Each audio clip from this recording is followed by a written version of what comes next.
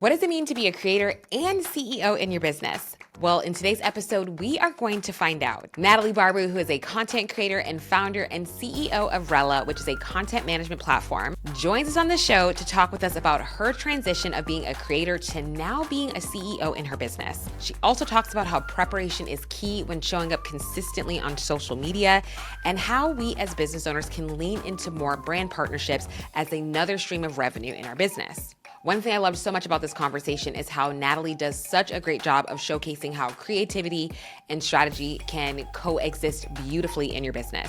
So I won't take up any more of your time. Let's get into the episode. Hello, Natalie. How are we doing? Hi, how are you? I'm doing great. Good. I'm doing well. Excited to have you on the show today because I'm really excited just to learn more about your story and Rella, because you guys are an upcoming tool that I think a lot more business owners need to be learning about. It's kind of funny because right before you and I connected, we had our meeting with the HoneyBook team. I had hired somebody to help me with my social media because I was like, I don't have the bandwidth. And she actually sent me Rella and she's like, just sign up for this. I was like, okay. I love that. Wait, I'm so glad that it's being spread. Yeah, so she was like, I really want to use Rella, and that's what she's using now for her business. And I love it. It's really great. Like everything, all of my social media needs are all in one place. We're able to give notes to each other. It just really streamlines the process. So I'm really excited just for us to learn more about you as the CEO and the founder and your journey and what prompted you, and honestly how you're balancing being a creator and then also to being a CEO essentially. So for you, what exactly prompted you to start Rella essentially? Like what led to that whole journey? Yeah, so my background was in content creation. So I had started in content creation in 2011, so a very long time ago. I was 15 at the time, and I was just posting YouTube videos for fun, never thinking it could become a career. And then 8 years later, it did become a career for me. So I was actually able to quit the job I was working at, do full-time social media just as a content creator myself. And I also started helping other brands with their social media. So I started an agency where I was working on social media for other brands. I was working with creators one-on-one, helping them kind of elevate their business. And I started getting super frustrated with all of the tools I was using from the creator end and from the social media agency side, where I just could not find something that I genuinely enjoyed using or wanted to recommend. And I just felt like everything was pieced together. And I was still using spreadsheets and different project management tools, and I just thought it was pretty backwards the way that we were working with social media content. And so I wanted to start something that was going to make that process a lot easier. And that's kind of where the idea came. So it came from me being a creator, but also me starting that agency and working with clients and just working on all different aspects of the social media content creation industry. So once I had the idea for Rella, it kind of snowballed where I found co-founders. So we started developing it, we started building it, but the journey's definitely come with a lot of pivots, a lot of changes, ups and downs. But that was like the initial idea, was just I was so annoyed with having to use all of those different tools. I know, and that's what I love about it, because like when you think about it, why didn't anybody come up with this sooner? Because yeah, it is. It's everything's in one place where you have your content calendar, you can schedule, you can give feedback if you have teams that you're working with. And as somebody, like you said, like as somebody who was a content creator to now being an agency owner, like that experience where you're like, okay, I see these gaps, like I'm gonna now, essentially just take that initiative and be like, I'm gonna figure this out and I'm gonna build something that's gonna serve a lot of business owners. And Rella is clearly growing. Like I've started to hear people using it and just love it. And so I love that. And so for you, you said that there was a lot of pivots and shifts. And what have been a couple of lessons that you have learned now going from a content creator to an agency owner to now a CEO and developing this product? Like, what are some of the major lessons that you've learned? There's so many lessons, but I would say definitely one of the biggest ones is to narrow your focus, because in the beginning, I had the content creation background as like an influencer, and then I also had the agency background, and I thought that we could be everything for everyone. So in my head, I was like, oh, we can help creators with brand deals, and we can also help social media managers with clients, and we can also help talent managers that are working with these creators, and we could help the brands that are, running a social media account. And we just tried to be everything for everyone. And it really came with a lot of confusion, not only externally, like the marketing side of things and like how are we portraying ourselves online? How are we talking about ourselves when we're meeting potential customers? So it left everyone confused on the outside. But then even internally, we were like, what are we building? Like, why do we have so many different touch points? Why do we have so many different use cases? And why are some sections of the app like not used by certain demographics of our users? And it just became way too wide because we thought, oh, well, like maybe this will like grow the company if we can add another demographic of users. And by not narrowing our focus, we really got lost in who we were, and it just like wasn't great. I love that because essentially like what you said just a second ago of if we add these things, that's going to help us grow. And I think that's a reminder of like, you don't have to do more in order to grow. You need to be a lot more strategic. And that's something that I'm just reminding myself as a business owner, because I think instinctively when we are so excited about what it is that we're offering, we literally are like, I'm going to do this and that. And you have so many different ideas. But at the end of the day, if it's not going to help you grow and grow strategically where it's sustainable to where like your business is here for tomorrow, it's not going to be impactful. And so I love that you shared that of like, you're not going to be everything for everybody. And that is such a business basic, but it's so true that it's something that you always consistently have to be at the forefront as you're adding new features, as the product is evolving. And I think that's whether you're a service-based business or whatever it is that you do, I think that's something that you have to consistently remind yourself like, okay, like how can I continuously evolve, but how can I evolve in a way that's going to be sustainable and it's going to be very beneficial to my target audience? So I really love that you shared that. And I think that's just such a good reminder for business owners. And so for you now, being a content creator, an agency owner, and now you are CEO of this product. And so how do you balance essentially because being a creator itself is a full-time job, and you're still doing it. So how are you, I hate to say the word balance, but how are you managing both, essentially? Being a creator and then being a full-time business owner. And I ask this because I know that's something that a lot of us as business owners struggle with, right? Like I don't view myself as a creator, I view myself as a business owner. But honestly, to be a business owner, you kind of need to be a little bit of a creator.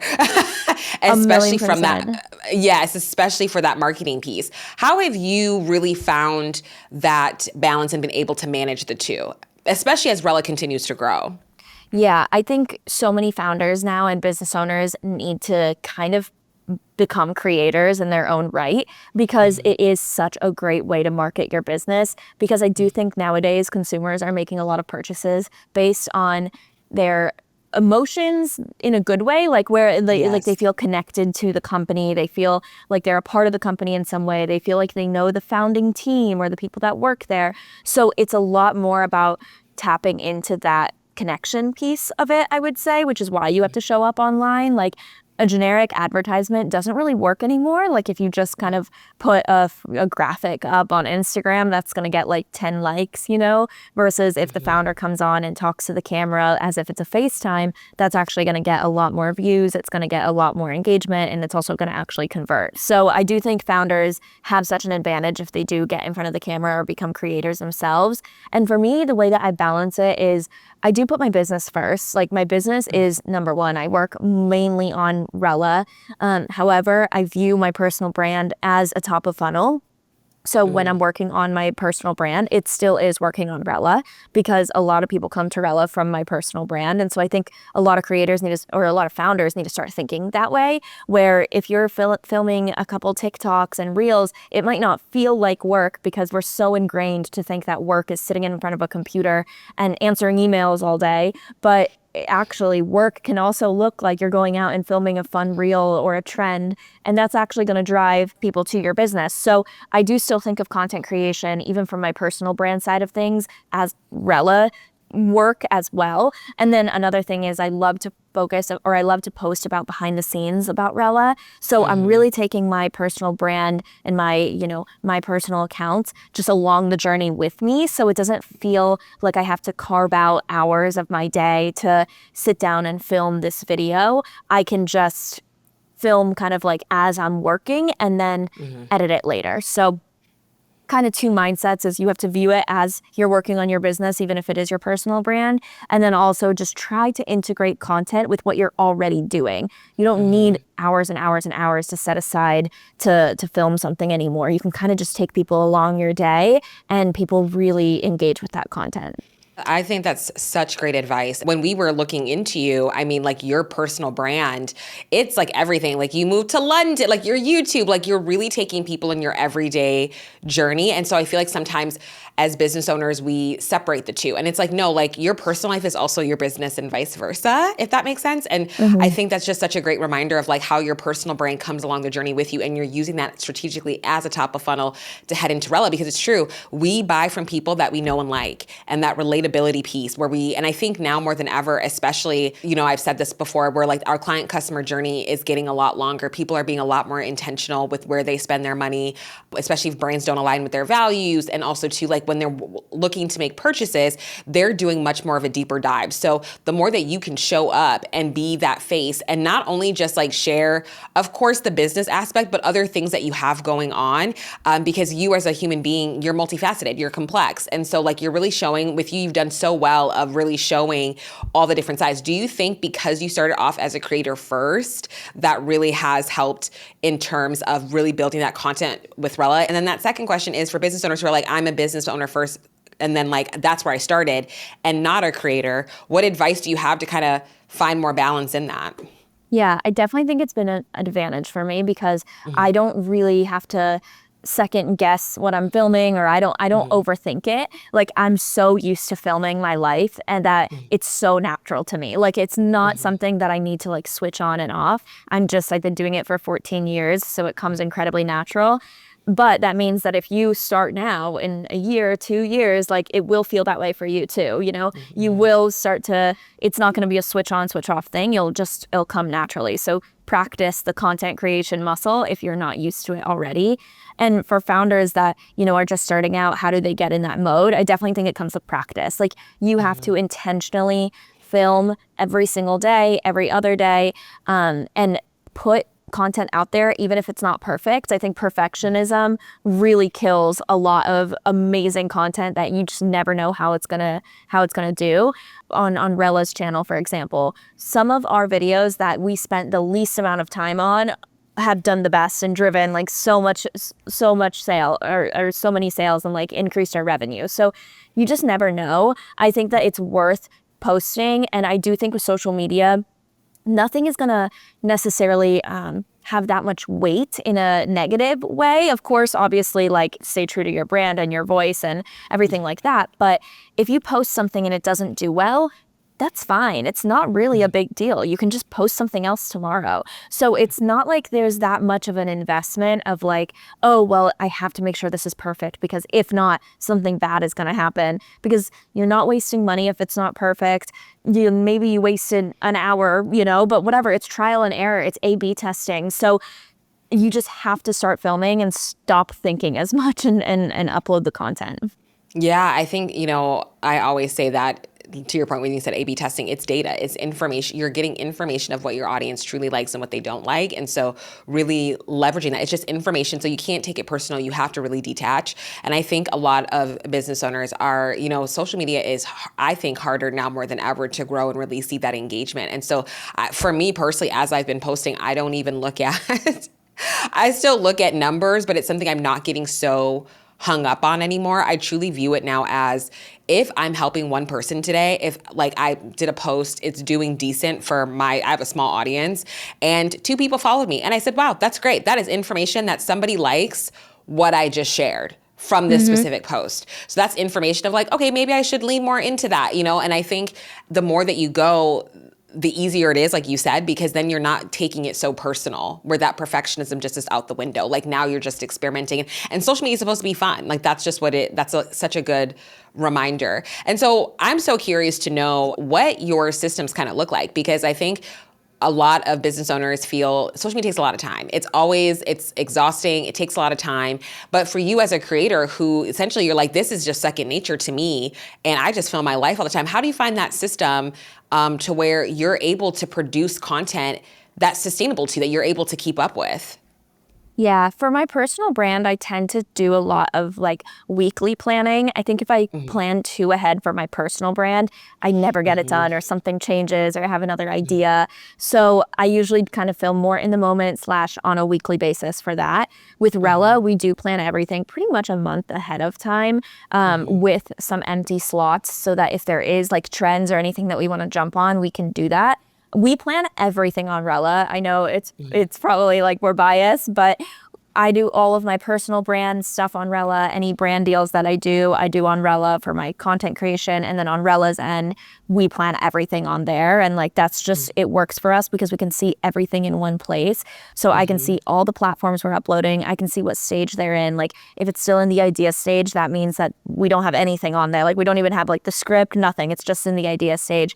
If it's in progress, there's a script, but it hasn't been filmed yet.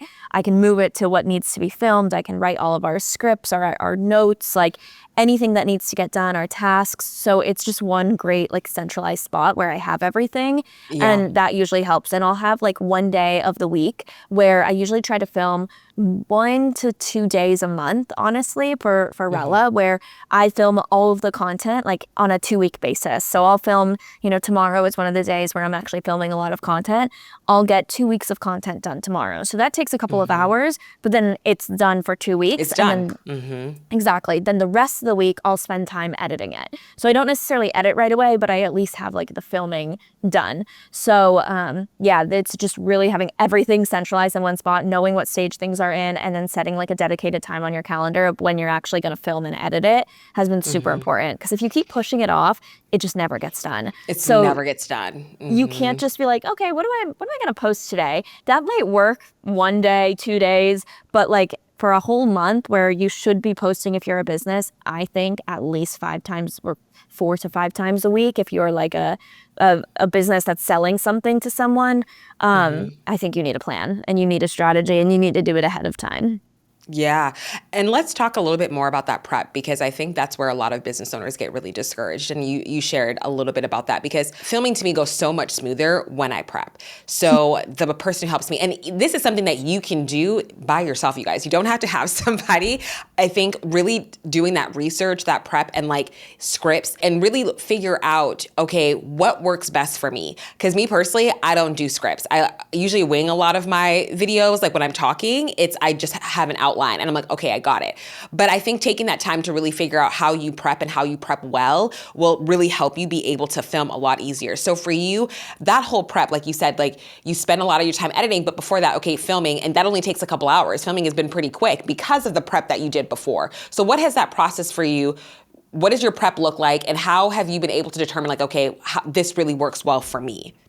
Yeah, so prep has been very important, because if I don't do that, then I'm just like a fish out of water. I don't know what I'm doing and I end up not doing anything.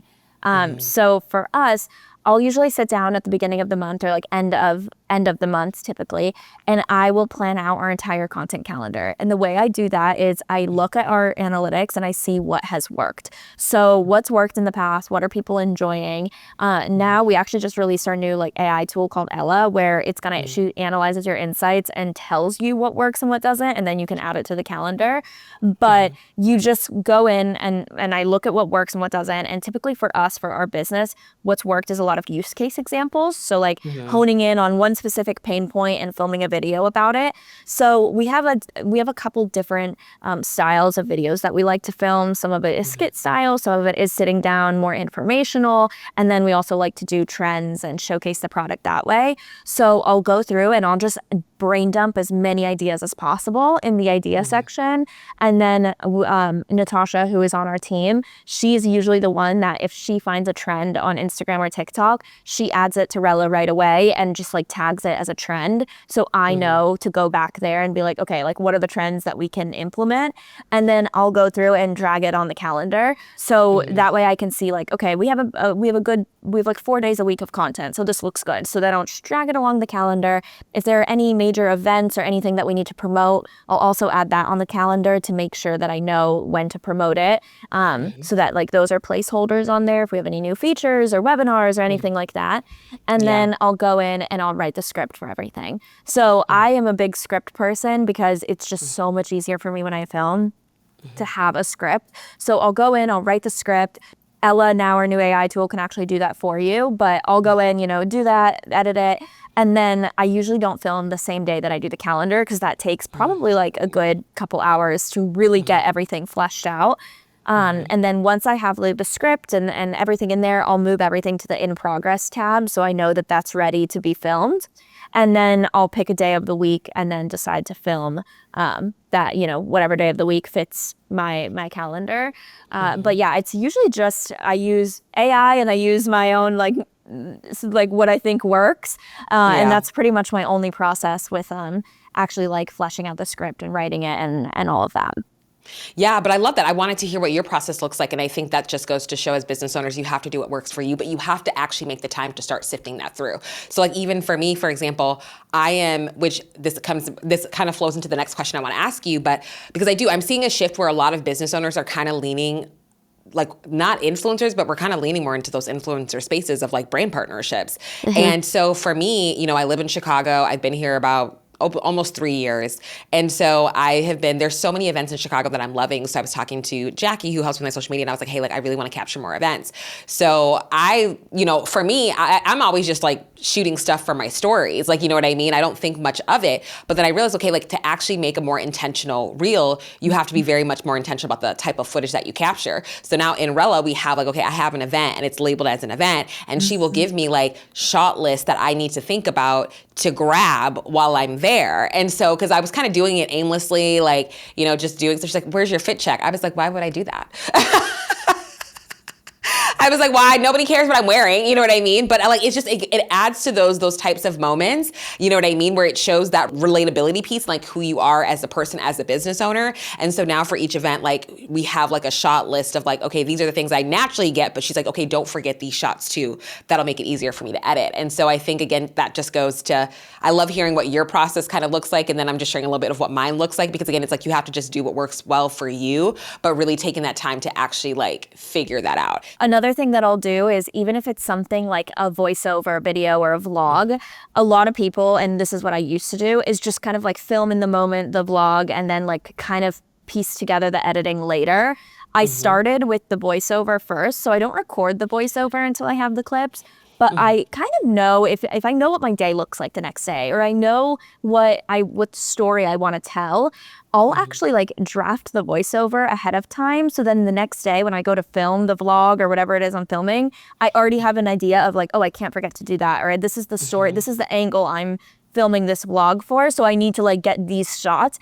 It has helped so much, because like before I would just aimlessly film and then I'd piece it together and be like, well, this doesn't really make sense. Good. Yes. Yeah, that's such a good point. And I love that. I think, again, it just really hones in of like filming and stuff can actually be fun, because now to me it's starting to, I used to view it as a chore, but now to me, because I'm more prepared, I feel more confident going to get stuff. Like it doesn't give me, I think a lot of us, when you're first starting out, you're like getting anxious of like, oh my God, I have to like film in front of people and this and that.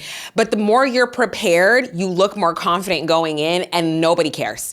Nobody's watching you. Like we always just can sometimes just get into our head. So I think the more you prep, the better it'll be for you. And then like you can start generating that habit to where like, okay, like I know what type of shots I need to get, what my audience likes to see. And so I think it just shows how important that prep is, and to make that a priority as you're building out your content. And so what I kind of want to go into is, like I said, I think a lot of us as business owners, we're leaning into more streams of revenue, right? Like we have our business, but I'm also seeing like one of my friends, she's an incredible business owner, and she blew up. Like she was all about teams and operations and leadership. Like that's what her business is in.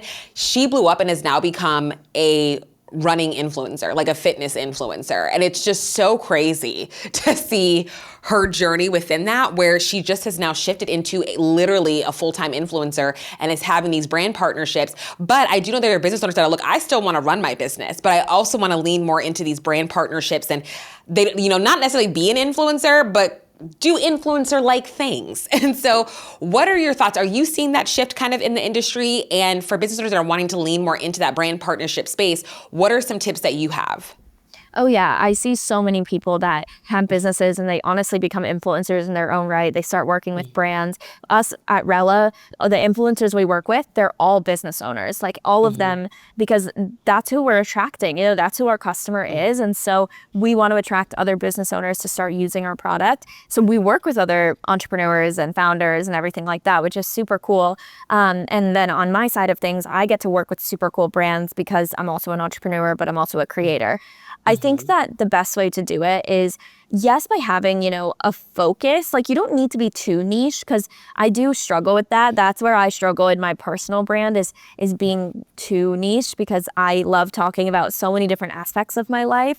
But I think you need to have a mission or a message or something that you want to get across, so that even if you're filming, a day in your life on the weekend when maybe you're not working, you still have that mission that is going to show through the video. So if you want to inspire other people or other women to start businesses and you want to show your day off, it could be how you relax so that you can prep for your business for the week. You have an angle. So there always has to be an angle. There always has to be a story that you're telling, because if you're just filming mindlessly, no one cares. No one knows you yet. You're not an influencer yet. You're not a celebrity yet. No one cares about you're doing laundry. But if you're making an angle about oh, this is how I recharge, now you have a story. Now you're adding value. Now people want to see more and learn more about you. So that's something that I always have to remind myself, because it's really easy to stray. And kind of even when we started Rella, we kind of tried to be everything for everyone. It's easy to do that in your personal brand, which I fall into all the time. So it's something, it's like a muscle that you have to go back to being wait, what's my mission? What's my story? What's the angle? And how does this relate to it? And then from there, I do think that you'll see growth from the influencer side of things, and from, it still adds to your business. Yeah. And another question I want to follow up with is, how have you essentially found some of these partnerships? I think that's something that business owners still are trying to figure out, and what that looks like. Do you have advice for people that are okay, this is something I would really love to start with. I'm already posting about products that I just love. And how can business owners get on some of these brands, right? Whether it's a product like HoneyBook or Rella, where okay, I use these and it really makes an impact. And I know my audience would be, it would be so valuable for them to learn about this and how well it's impacted my business. How can business owners go to essentially being more visible to these brands and seeking them out? Yeah, I think now that I'm on the other side of things as well, where I'm finding influencers for Rella, I can give much better advice with how are these brands finding influencers.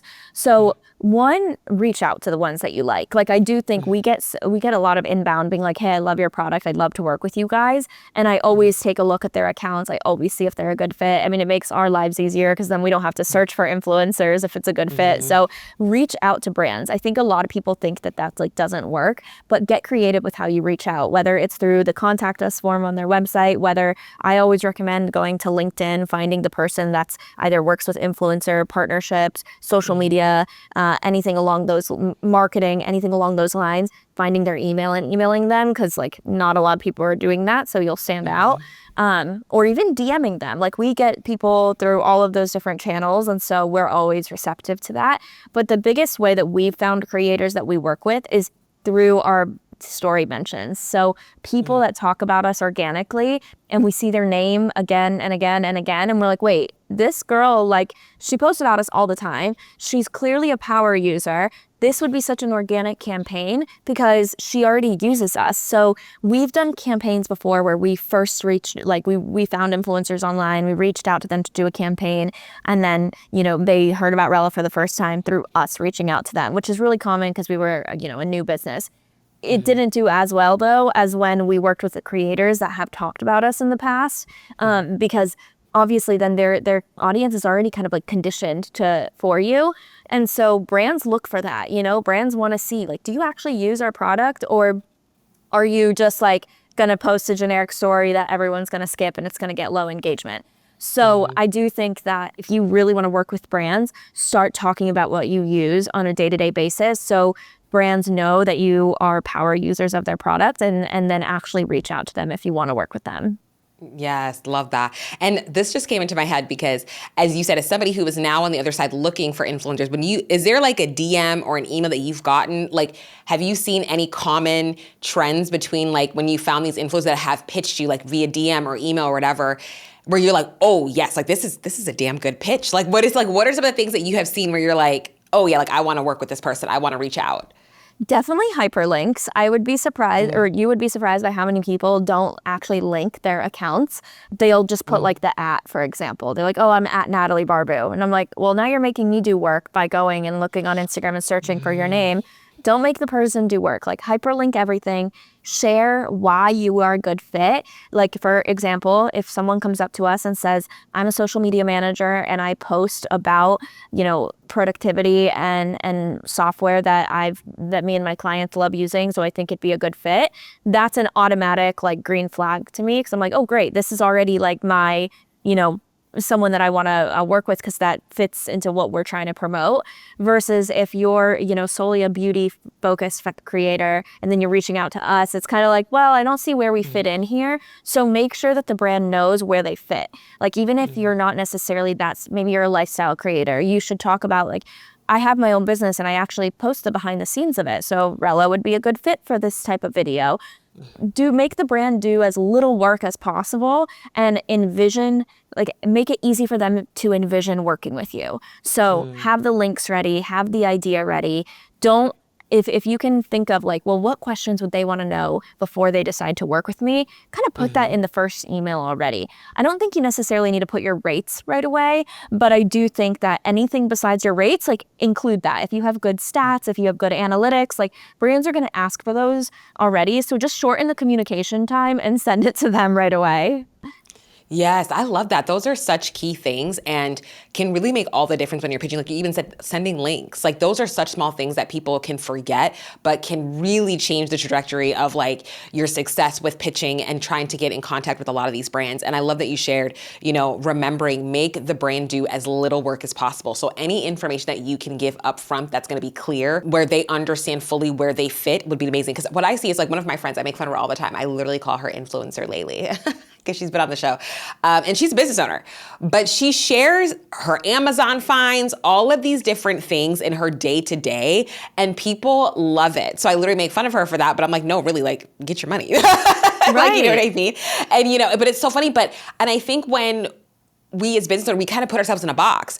And it's like, no, if these are things that are using in your day-to-day that are helping you become a better business owner, those more on the personal side, then talk about it. And again, to your point, show the brand of like, this is how it really fits into my life, though I'm a business owner, right? Because like, again, it's so easy where our brains can easily separate things, but it's like, no, these are how things come together beautifully. And that's your job as a business owner, somebody that's trying to find more of these partnerships, really creating, like you said, that vision and laying it out clearly. So then the brand is like, immediately like, oh yeah, like I can see it, like, let's go with this and like hop on a call or whatever the next steps are. So I love that you shared that. That's and so another little thing that brands brands notice that maybe a creator doesn't, which is small, but on your Instagram bio, please add your email. It is so frustrating when I'm going on Instagram on my computer and the email is not in the bio, because I don't like to do business through DMs. Like, we're not going to DM you to do a brand deal. And then a lot of people have just the email button, but that only shows up on your phone. And when I'm searching for influencers, I'm on my computer. So make it easy and put your email in your bio, because there are so many creators that I genuinely skipped over because I'm like, I don't know how to contact you. And so I'm just going to skip. So you can be missing out on a lot of opportunity if the email's not in your bio. Yes, I think, again, like any quick ways that people can get a hold of you so that you guys can move forward, essentially, I think is so important. Because I think about myself too, of like, whenever I'm looking for services and I go on somebody's website and they have a form, and I fill out the form, but sometimes if they don't have the email listed, because sometimes you don't have the options that I need, if they don't have their email listed, I don't even email them. I stop. Same. And I think and I think that's the same thing, like even on your Instagram, if you're wanting to get more brand partnerships, like have your email in there so it's easier for people to contact you. I love that. I think those things are so helpful. What does the future look like for you with Rella, you as a creator? Like, what are you really, really excited about? Yeah, I love creating content, and I've always I've created content for 14 years. So I always say, if I haven't disliked it or hated it or wanted to quit in the past 14 years, I feel like I'm never going to want to, because it's just been such a big part of my life and it's such a fun creative outlet. So I think I'll be creating content for many, many more years. It's going to change the capacity of how I create content probably, or the topics I speak on, but I think it's like the best creative outlet, and I really see like so many upsides because it opens so many doors. So I do think I will be creating content for as long as I can, and as long as people will watch. Even if no one's watching, I'll probably still be creating content just because it's fun for me.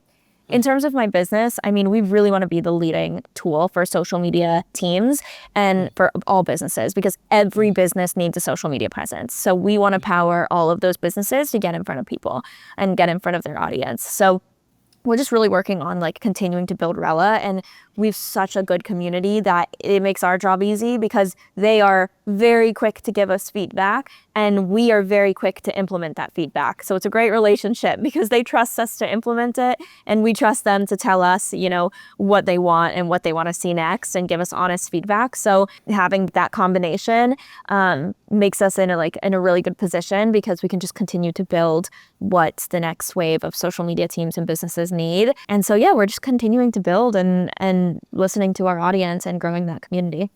Yeah, one thing you just said, and I really want to like hone in on, because you said, I don't care if people don't even watch. Like, you do care, but you're like, even if people don't watch, I'm still going to create because I love it. And I think that's something that business owners need to remember, because it's so easy for us to care what people think. And we're always afraid that we're going to be cringe, especially when we kind of head into different waters that we're maybe not used to.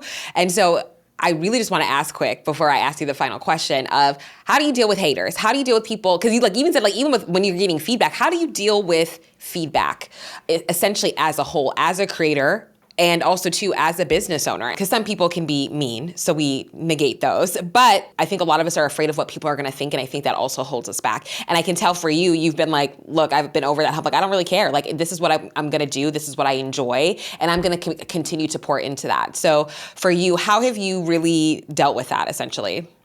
Yeah, I think there's a difference between hate and feedback. Like hate, yes, we don't pay attention to, like you said. Feedback, that's obviously different. For hate, like, of course, it affects me in the sense of like when I'm reading it, I don't like what I'm reading. I don't feel good when I'm reading it. I will do everything though to block it out. So like I will literally block people if they're being mean. Like I do not care. Like I don't know why there's like a controversial opinion of like people deleting comments. Like, I will delete comments and I will block you. Like, that's just like, I don't want to see that. So, and I don't want that to like snowball into more hate, because usually when one person says something negative, then it gives ammunition for everyone else that's seeing that comment to be like, you know what? Yeah, let me dogpile onto that.